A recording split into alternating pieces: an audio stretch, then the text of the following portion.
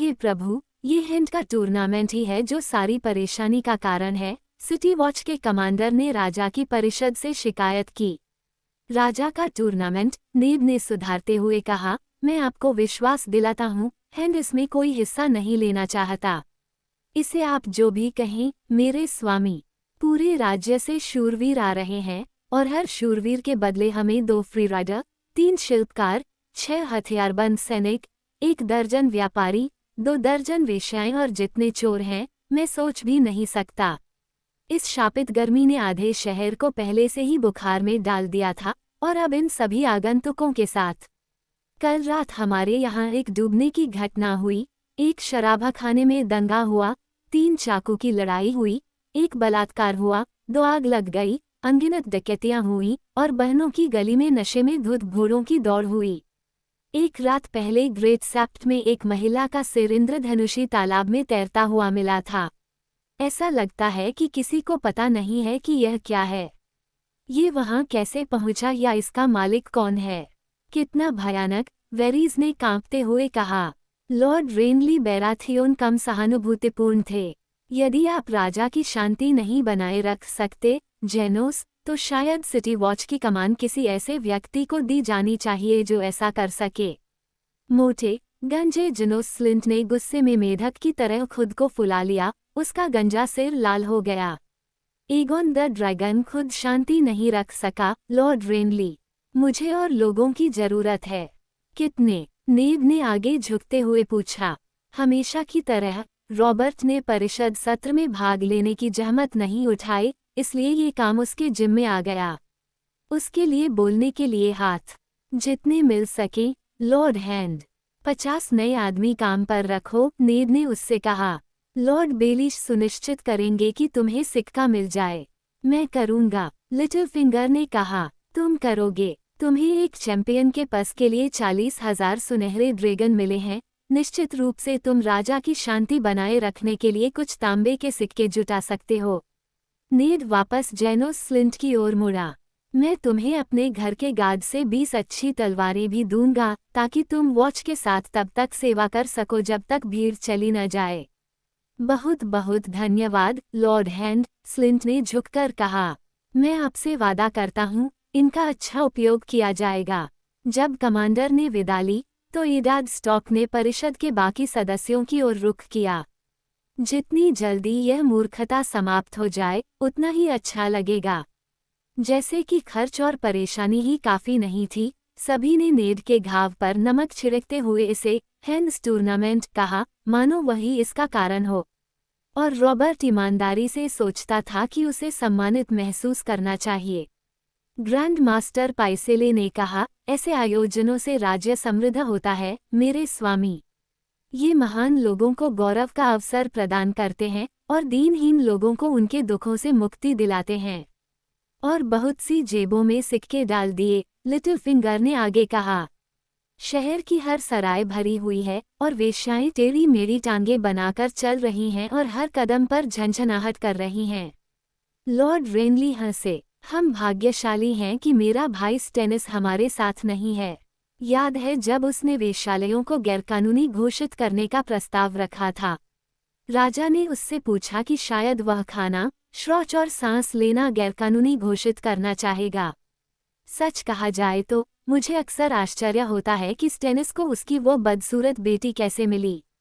वो अपनी शादी के बिस्तर पर ऐसे जाता है जैसे कोई युद्ध के मैदान में जाता है। उसकी आंखों में एक गंभीर भाव और अपना कर्तव्य निभाने का दृढ़ संकल्प होता है। नेड ने हंसी में शामिल नहीं हुआ। मुझे आपके भाई स्टेनिस के बारे में भी आश्चर्य है। मुझे आश्चर्य है कि वो ड्रैगनस्टोन की अपनी यात्रा कब समाप्त करेगा और इस परिषद में अपनी सीट फिर से कब संभालेगा। इसमें कोई संदेह नहीं है कि जैसे ही हम उन सभी वेश्याओं को समुद्र में फेंक देंगे, लिटिल फिंगर ने जवाब दिया, जिससे और अधिक हंसी भड़क उठी। मैंने एक दिन में वेश्याओं के बारे में काफी कुछ सुन लिया है, नेड ने उठते हुए कहा।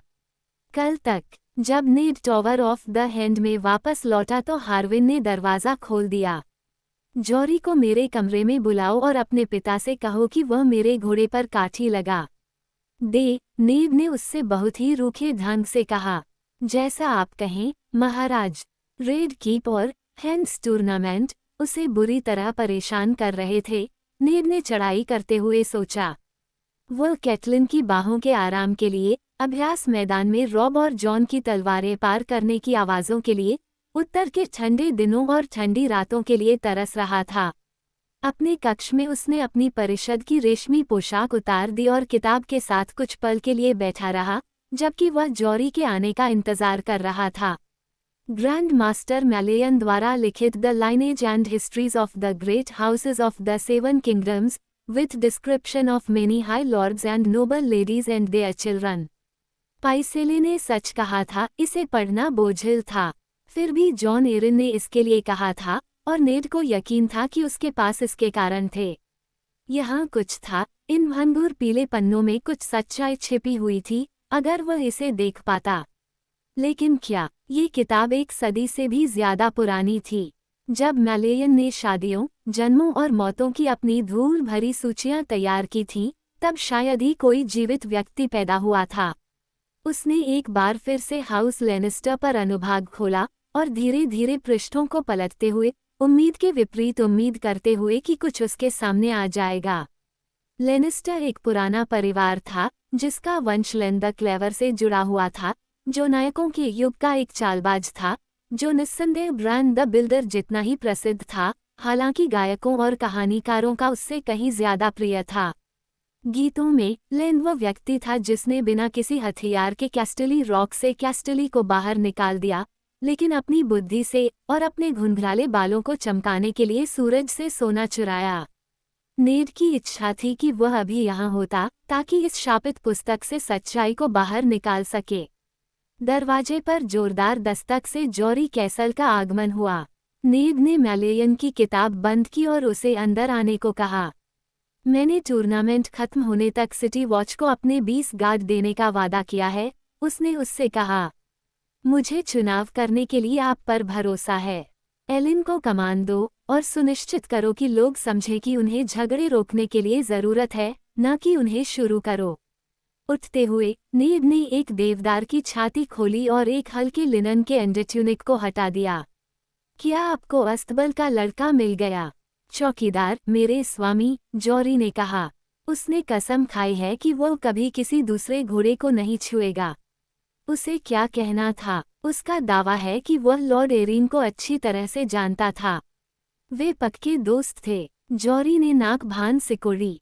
हेंड हमेशा लड़कों को उनके नाम के दिन एक कॉपर देता था, वह कहता है। घोड़ों के साथ उसका व्यवहार अच्छा था।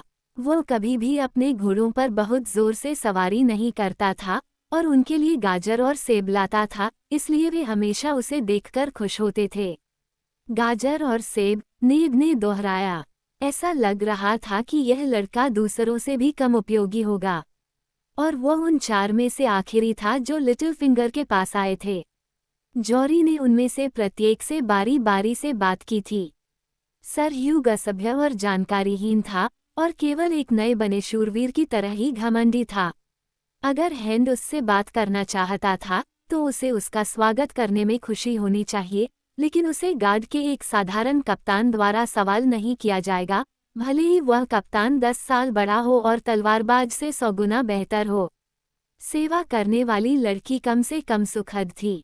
उसने कहा कि लॉर्ड जॉन अपने लिए जितना अच्छा था, उससे कहीं ज्यादा पड़ रहा था, कि वह अपने छोटे बेटे की कमजोरी से परेशान और उदास था और अपनी पत्नी के साथ रूखा व्यवहार करता था। पॉटबॉय, जो अब कॉडवेना है, ने लॉर्ड जॉन के साथ कभी एक शब्द भी नहीं बोला था, लेकिन वह रसोई की गपशप से भरा हुआ था। लॉर्ड राजा से झगड़ रहा था।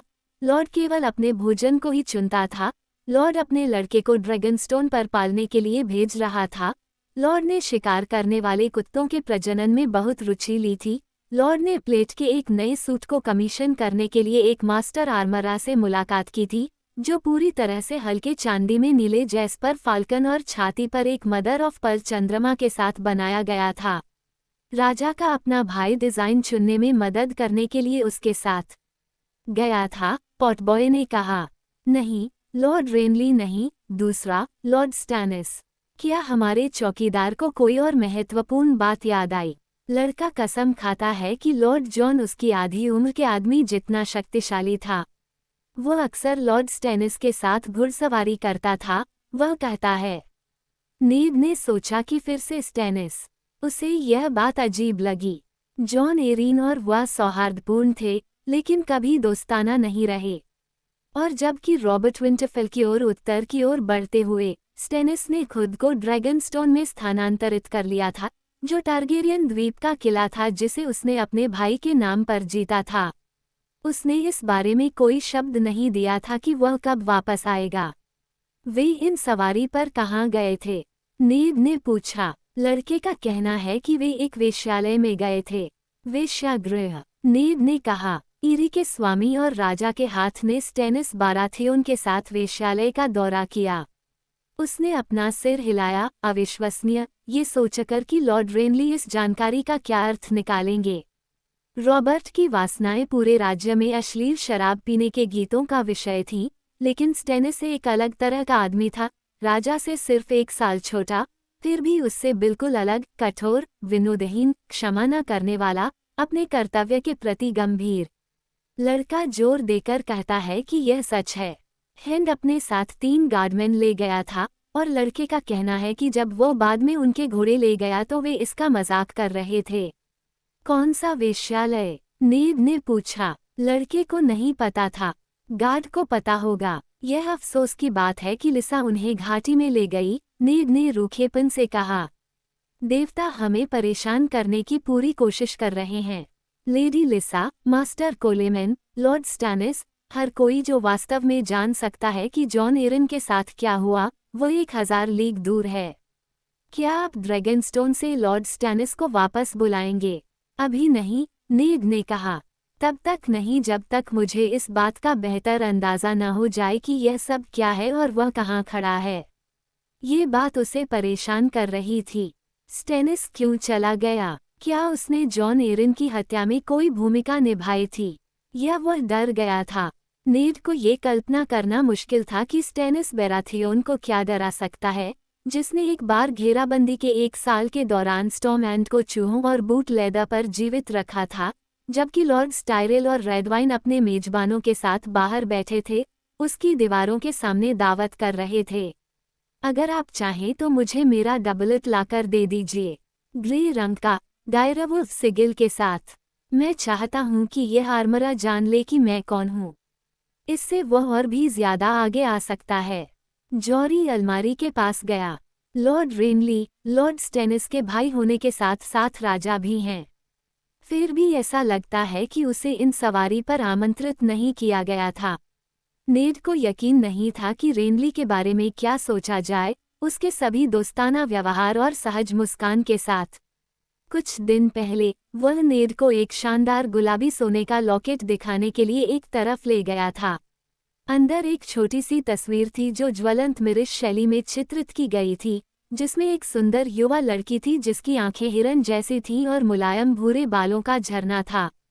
रेनली यह जानने के लिए उत्सुक था कि क्या लड़की उसे किसी की याद दिलाती है, और जब नेड के पास कोई जवाब नहीं था तो वह निराश लग रहा था। नौकरानी लोरस टायरेल की बहन मार्गरी थी, उसने कबूल किया था, लेकिन कुछ लोग थे जिन्होंने कहा कि वह लियाना की तरह दिखती थी। नहीं, नेड ने उसे हैरान होकर कहा था, क्या ऐसा हो सकता है कि लॉर्ड रेनली, जो एक युवा रॉबर्ट की तरह दिखता था, ने एक लड़की के लिए जुनून पैदा कर लिया था जिसे वह एक युवा लियाना मानता था। यह उसे अजीब से ज्यादा लगा। जॉरी ने डबलेट को आगे बढ़ाया और नेड ने अपने हाथों को आर्महोल में डाला। शायद लॉर्ड स्टेनिस रॉबर्ट के टूर्नामेंट के लिए वापस आएंगे, उसने कहा जब जॉरी ने कपड़े को पीछे की ओर बांधा। ये तो सौभाग्य की बात होगी, महाराज, जॉरी ने कहा। नेड ने तलवार कस ली। दूसरे शब्दों में, इसकी संभावना बहुत कम है। उसकी मुस्कान गंभीर थी। जॉरी ने नेड के लबादे को अपने कंधों पर लपेटा और उसे गले में लटका लिया, जिसमें हैंड का ऑफिस बैज लगा हुआ था। शस्त्र निर्माता अपनी दुकान के ऊपर स्टील स्ट्रीट के शीर्ष पर एक बड़े घर में रहता है। एलिन रास्ता जानता है, मेरे स्वामी। नेड ने सिर हिलाया। भगवान इस स्पॉटबॉय की मदद करे अगर उसने मुझे परछाइयों के पीछे भागने के लिए भेज दिया है। यह इतना पतला डंडा था कि उस पर टिका जा सकता था, लेकिन जॉन एरिन जिसे नेड स्टॉक जानता था, वो रत्न जड़ित और चांदी की प्लेट पहनने वाला नहीं था। स्टील तो स्टील ही था, ये सुरक्षा के लिए था, न कि सजावट के लिए। हो सकता है कि उसने अपने विचार बदल लिए हों, ये पक्का है। वह शायद ही पहला आदमी होगा जो दरबार में कुछ साल बिताने के बाद चीजों को अलग तरह से देखने लगा। लेकिन ये बदलाव इतना स्पष्ट था कि नेड को आश्चर्य हुआ। क्या मैं कोई अन्य सेवा कर सकता हूँ? मुझे लगता है कि बेहतर होगा कि आप वेश्यालयों में जाना शुरू कर दें। ये बहुत कठिन काम है, मेरे स्वामी।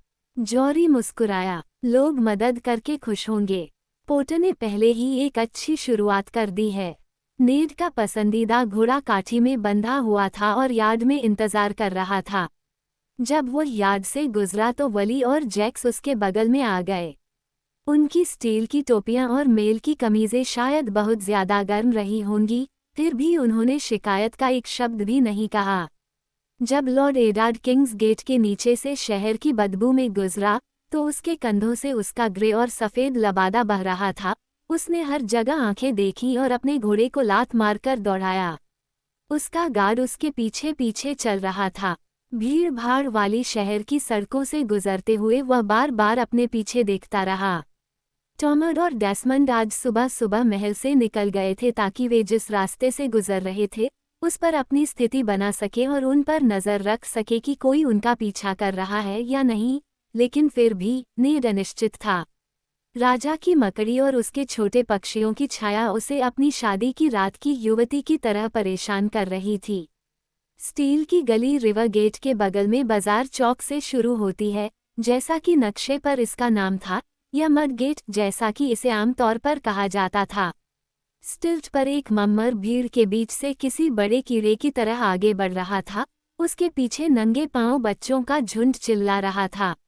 दूसरी तरफ ब्रांड से कम उम्र के दो फतेहार लड़के लाठी से द्वंद्व कर रहे थे, कुछ लोगों के जोरदार प्रोत्साहन और दूसरों के उग्र शापों के बीच। एक बूढ़ी महिला ने अपनी खिड़की से बाहर झुककर और लड़ाकों के सिर पर एक बाल्टी कीचड़ खाली करके प्रतियोगिता समाप्त की।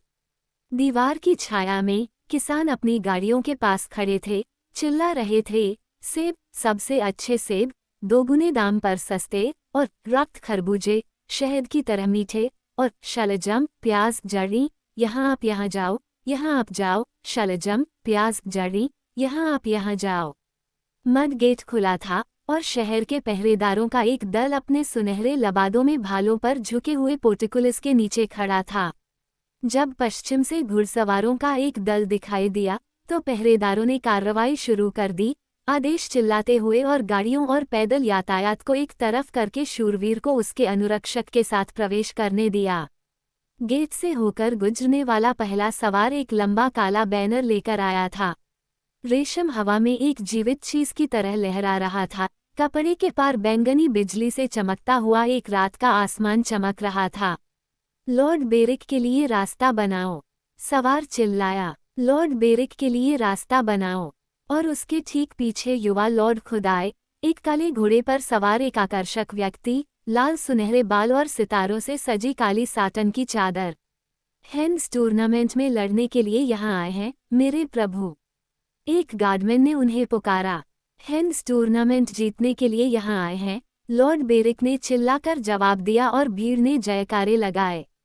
नेड ने उस चौराहे को बंद कर दिया जहां से स्टील की गली शुरू होती थी और एक लंबी पहाड़ी पर उसके घुमावदार रास्ते पर चलते हुए खुले भट्टों पर काम करने वाले लोहारों, मेल शर्ट पर मोल भाव करने वाले फ्रीराइडर्स और अपने वैगनों से पुराने ब्लेड और रेजा बेचने वाले भूरे लोहे के व्यापारियों के पीछे से गुजरा। वे जितना आगे चढ़ते गए, इमारतें उतनी ही बड़ी होती गईं। जिस आदमी को वे चाहते थे वह पहाड़ी की चोटी पर था, लकड़ी और प्लास्टर के एक विशाल घर में जिसकी ऊपरी मंजिलें सनकरी गली पर लटकी हुई थीं। दोहरे दरवाजों पर आबनूस और वीरवुड में उकेरी गई एक शिकार की तस्वीर दिखाई दे रही थी। पत्थर के शूरवीरों की एक जोड़ी प्रवेश द्वार पर पहरेदार की तरह खड़ी थी, पॉलिश किए गए लाल स्टील के काल्पनिक सूट में कवच पहने हुए जो उन्हें ग्रिफिन और यूनिकॉर्न में बदल देता था। नेड ने अपना घोड़ा जैक के पास छोड़ दिया और कंधे से अंदर चला गया। दुबली पतली युवा सेवारत लड़की ने नेड के बैज और उसके डबलेट पर लगे चिन्ह पर तुरंत ध्यान दिया और मालिक जल्दी से बाहर आया, मुस्कुराते हुए और झुककर प्रणाम करते हुए। राजा के हाथ के लिए शराब, उसने लड़की से कहा, नेड को सोफे पर इशारा करते हुए। मैं टोबो मॉट हूँ, मेरे स्वामी, कृपया कृपया अपने आप को आराम से रखें। उसने चांदी के धागे से आस्तीन पर कढ़ाई किए हुए हथौड़ों के साथ एक काले मखमल का कोट पहना था। उसके गले में एक भारी चांदी की चेन और कबूतर के अंडे जितना बड़ा नीलम था। यदि आपको हाथ के टूर्नामेंट के लिए नए हथियारों की आवश्यकता है तो आप सही दुकान पर आए हैं। नेब ने उसे सही करने की जहमत नहीं उठाई। मेरा काम महंगा है और मैं इसके लिए कोई माफी नहीं मांगता, मेरे स्वामी, उसने कहा और उसने 2 समान चांदी के प्याले भरे। मैं वादा करता हूं कि आपको 7 राज्यों में कहीं भी मेरी तरह की कारीगरी नहीं मिलेगी। अगर आप चाहें तो किंग्स लैंडिंग में हर एक लोहार की दुकान पर जाएं और खुद ही तुलना करें। कोई भी गांव का लोहार एक शर्ट की सिलाई कर सकता है, मेरा काम कला है। नेब ने अपनी शराब पी और उस आदमी को आगे बढ़ने दिया। फूलों के शूरवीर ने अपना सारा कवच यहीं खरीदा था। टोबो ने शेखी बघारी और कई उच्च प्रभु जो बढ़िया स्टील जानते थे, और यहाँ तक कि राजा के अपने भाई लॉर्ड रेनली भी। शायद हाथ ने लॉर्ड रेनली के नए कवच को देखा था, सुनहरे सींगों वाली हरी प्लेट। शहर का कोई भी दूसरा कवच बनाने वाला इतना गहरा हरा रंग नहीं पा सकता था। वह रंग भरने का रहस्य जानता था। स्टील, पेंट और इनेमल ही एक जर्नीमैन की बैसाखी थे, या शायद हाथ को ब्लेड चाहिए था। टोबो ने एक लड़के के रूप में कोहोर के फौज में वैलेरियन स्टील पर काम करना सीखा था। केवल एक आदमी जो मंत्र जानता है वह पुराने हथियारों को ले सकता है और उन्हें नए सिरे से बना सकता है।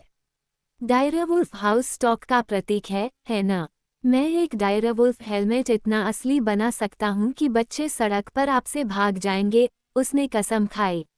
नेड मुस्कुराया, क्या तुमने लॉर्ड एरिन के लिए बाज का हेलमेट बनाया है? टोबो मॉट ने एक लंबा क्षण रुककर अपनी शराब एक तरफ रख दी। हाथ ने राजा के भाई लॉर्ड स्टेनिस के साथ मुझे बुलाया था। मुझे ये कहते हुए खेद है कि उन्होंने मुझे अपने संरक्षण से सम्मानित नहीं किया। नेब ने उस आदमी को एकटक देखा, कुछ नहीं बोला, इंतजार कर रहा था। उसने पिछले कई सालों में पाया था कि कभी कभी चुप्पी सवालों से ज्यादा कुछ हासिल कर लेती है, और इस बार भी ऐसा ही हुआ। उन्होंने लड़के को देखने के लिए कहा, शस्त्र निर्माता ने कहा, इसलिए मैं उन्हें वापस भट्टी में ले गया। लड़का, नेब ने दोहराया। उसे कोई अंदाजा नहीं था कि लड़का कौन हो सकता है। मैं भी लड़के को देखना चाहूंगा। टोबो मॉट ने उसे शांत, सावधान नजर से देखा। जैसा आप चाहें, मेरे स्वामी, उसने अपनी पूर्व मित्रता का कोई निशान छोड़े बिना कहा। उसने नेड को पीछे के दरवाजे से बाहर निकाला और एक सनकरे आंगन से होते हुए वापस गुफानुमा पत्थर के खलिहान में ले गया जहां काम किया जा रहा था। जब कवच बनाने वाले ने दरवाज़ा खोला तो उसमें से आने वाली गर्म हवा के झोंके ने नेड को ऐसा महसूस कराया जैसे वह किसी ड्रैगन के मुंह में जा रहा हो। अंदर हर कोने में एक भट्ठी धधक रही थी और हवा में धुएं और गंधक की बदबू आ रही थी। जर्नीमैन कवच बनाने वाले अपने हथौड़ों और चिमटों से सिर्फ इतनी देर के लिए ऊपर देखते रहे कि वे अपने माथे से पसीना पोंछ सके, जबकि नंगे सीने वाले प्रशिक्षु लड़के धौंकनी चला रहे थे। मास्टर ने रॉब की उम्र के एक लंबे लड़के को बुलाया, जिसके हाथ और सीने में मांसपेशियां थीं। ये लॉर्ड स्टॉक है, राजा का नया हाथ, उसने उसे बताया, जब लड़का उदास नीली आंखों से नेड को देख रहा था और अपनी उंगलियों से पसीने से भीगे बालों को पीछे धकेल रहा था। घने बाल, झबरा और अस्त व्यस्त और स्याही की तरह काले। नई दाढ़ी की छाया उसके जबड़े को काला कर रही थी। ये गैंड्री है, अपनी उम्र के हिसाब से मजबूत और कड़ी मेहनत करता है। हाथ को वह हेलमेट दिखाओ जो तुमने बनाया है, लड़के। लगभग शर्मीले ढंग से लड़का उन्हें अपनी बेंच पर ले गया और एक बैल के सिर के आकार का एक स्टील का हेलमेट दिया, जिसमें 2 बड़े घुमावदार सींग थे। नेब ने अपने हाथों में पतवार घुमाई। ये कच्चा स्टील था, बिना पॉलिश किया हुआ, लेकिन कुशलता से आकार दिया गया था। ये बढ़िया काम है, मुझे खुशी होगी अगर आप मुझे इसे खरीदने दें। लड़के ने उसे उसके हाथ से छीन लिया और कहा, ये बिक्री के लिए नहीं है। टोबो मॉट को देखकर बहुत आश्चर्य हुआ। बेटा, ये राजा का हाथ है। अगर उनके आधिपत्य को ये हेलमेट चाहिए तो उन्हें यह उपहार में दे दो। मांगकर उन्होंने तुम्हारा सम्मान किया है। मैंने इसे अपने लिए बनाया है, लड़के ने हठपूर्वक कहा। सौ क्षमा मेरे प्रभु, उसके स्वामी ने जल्दी से नेद से कहा। लड़का नए स्टील की तरह कच्चा है और नए स्टील की तरह उसे कुछ पिटाई से फायदा होगा। वो हेलमेट सबसे अच्छा काम है। उसे माफ कर दो और मैं वादा करता हूँ कि मैं तुम्हारे लिए एक ऐसा हेलमेट बनाऊंगा जैसा तुमने कभी नहीं देखा होगा।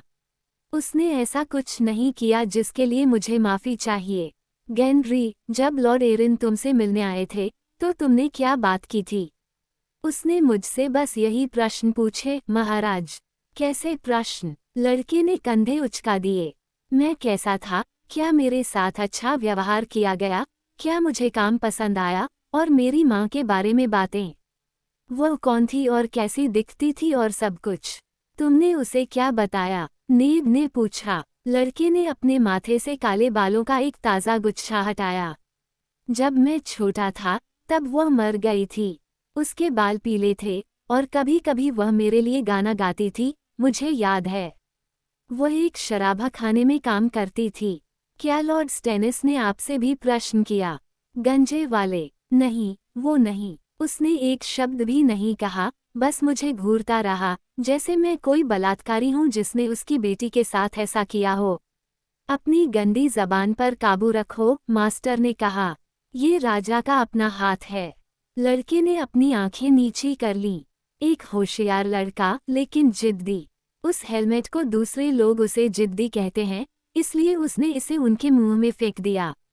नेद ने लड़के के सिर को छुआ, घने काले बालों को उंगलियों से सहलाया। मेरी तरफ देखो, गेनरी। प्रशिक्षु ने अपना चेहरा ऊपर उठाया। नेद ने उसके जबड़े के आकार का अध्ययन किया, नीली बर्फ जैसी आंखें। हाँ, उसने सोचा, मैं इसे देख रहा हूँ। अपने काम पर वापस जाओ, बेटा। तुम्हें परेशान करने के लिए मुझे खेद है। वह चला गया। गुरु के साथ घर वापस आ गया। लड़के की प्रशिक्षुता की फीस किसने चुकाई? उसने हल्के से पूछा। मौत चिढ़े हुए दिखे। तुमने लड़के को देखा? कितना मजबूत लड़का है। उसके हाथ हथौड़े चलाने के लिए बने थे। उसमें इतनी प्रतिभा थी कि मैंने उसे बिना फीस के ही काम पर रख लिया। अब सच बोलो, नेद ने आग्रह किया। सड़कें ताकतवर लड़कों से भरी हैं। जिस दिन तुम बिना फीस के किसी प्रशिक्षु को रखोगे उसी दिन दीवार गिर जाएगी। उसके लिए पैसे किसने दिए? एक स्वामी ने अनिच्छा से कहा। उसने कोई नाम नहीं बताया और अपने कोट पर कोई चिन्ह भी नहीं पहना था। उसने सोने में भुगतान किया, जो कि सामान्य राशि से दुगना था, और कहा कि वह एक बार लड़के के लिए और एक बार मेरी चुप्पी के लिए भुगतान कर रहा है। उसका वर्णन करो। वह मोटा था, कंधे गोल थे, तुम्हारी तरह लंबा नहीं था। भूरी दाढ़ी थी, लेकिन उसमें थोड़ा लाल रंग था, मैं कसम खाता हूँ। उसने एक आलीशान लबादा पहना था, मुझे याद है, चांदी के धागों से बना भारी बैंगनी मखमल, लेकिन हुड उसके चेहरे पर छाया हुआ था और मैं उसे कभी ठीक से नहीं देख पाया।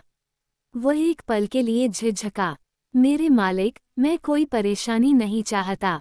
हम में से कोई भी परेशानी नहीं चाहता, लेकिन मुझे डर है कि ये मुश्किल समय है। मास्टर मॉट, नेद ने कहा, आप जानते हैं कि वह लड़का कौन है? मैं तो केवल एक शस्त्र निर्माता हूँ, महाराज। मुझे जो बताया गया है, मैं जानता हूँ। तुम्हें पता है कि वह लड़का कौन है? नेद ने धैर्यपूर्वक दोहराया। यह कोई सवाल ही नहीं है। लड़का मेरा प्रशिक्षु है, गुरु ने कहा। उसने नेद की आंखों में देखा, वह पुराने लोहे की तरह जिद्दी था। मेरे पास आने से पहले वह कौन था, यह मेरी चिंता का विषय नहीं है। नेद ने सिर हिलाया। उसने तय किया कि उसे मास्टर आर्मरर टोबो मॉट पसंद है। अगर कभी ऐसा दिन आए जब जेनरी तलवार बनाने के बजाय तलवार चलाना पसंद करे, तो उसे मेरे पास भेज देना। वह योद्धा जैसा दिखता है। तब तक, मास्टर मॉट, मेरा धन्यवाद और मेरा वादा। अगर मुझे कभी बच्चों को डराने के लिए हेलमेट की ज़रूरत पड़ी, तो मैं सबसे पहले यहीं जाऊंगा। उसका गार्ड घोड़ों के साथ बाहर इंतजार कर रहा था। क्या आपको कुछ मिला मेरे प्रभु? जैक्स ने पूछा जब नेड घोड़े पर चढ़ रहा था। मैंने किया, नेड ने उसे आश्चर्य से बताया। जॉन एरिन को राजा के नाजायज बेटे से क्या चाहिए था, और यह उसकी जान के लायक क्यों था?